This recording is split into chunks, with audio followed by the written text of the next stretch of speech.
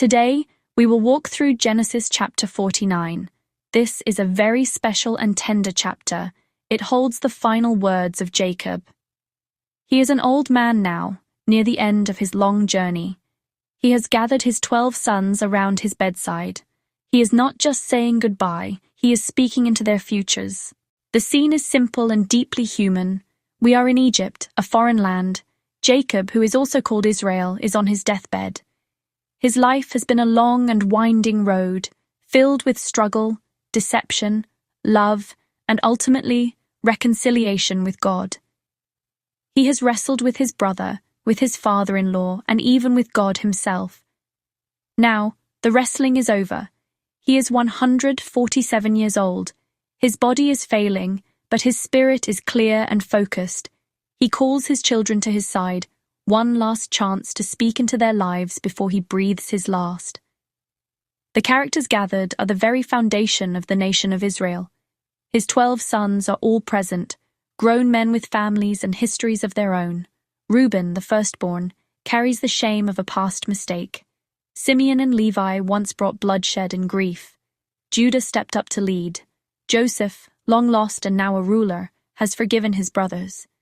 Zebulun, Issachar, Dan, Gad, Asher, Naphtali, and Benjamin, all listening. A father's final words carry immense weight. He is operating as a channel for God's prophetic word. He says, "Gather around so I can tell you what will happen to you in days to come."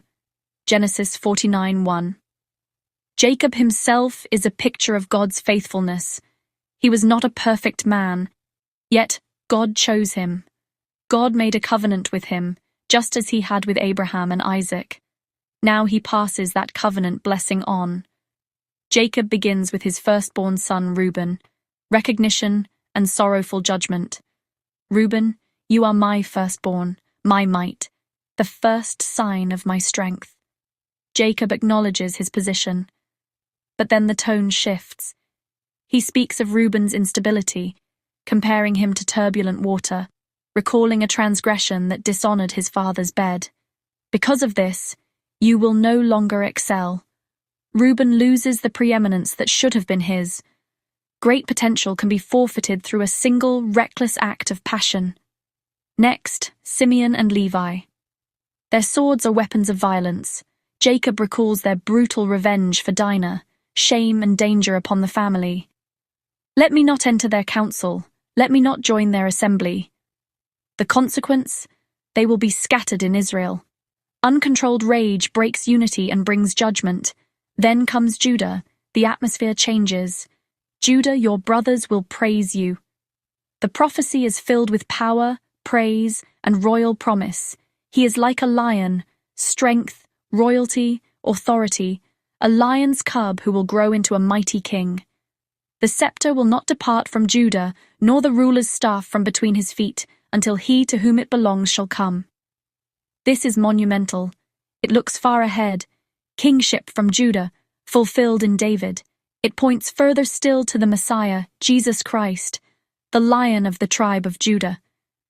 Jacob, on his deathbed, was given a glimpse of God's ultimate plan of salvation, running through the lineage of his 4th son.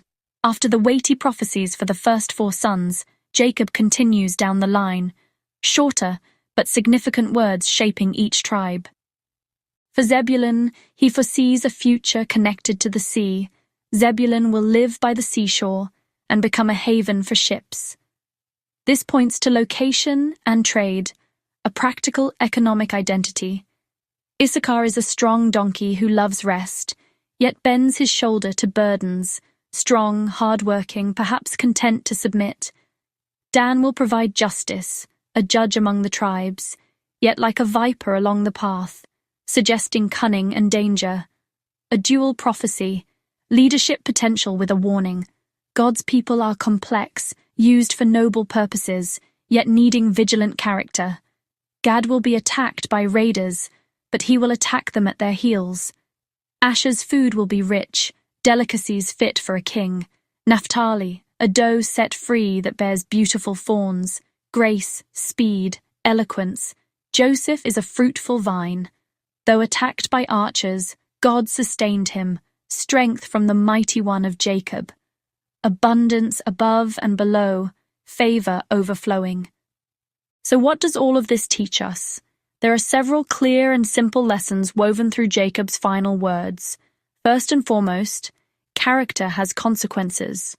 Reuben's lack of self-control cost him his birthright. Simeon and Levi's anger led to their scattering. On the other hand, faithfulness invites blessing. Joseph suffered injustice, yet remained faithful, and blessings overflowed. A third lesson, God's sovereignty. He weaves redemption through imperfect people. His purposes stand. In summary, Genesis 49 shows us a father's last testament, memory, warning, and hope, tying personal choices to a nation's destiny. It reminds us to trust God's promises and to speak life into the next generation. If this explanation helped, please like, share, and leave a comment with your reflections. Subscribe to walk through the Bible chapter by chapter together.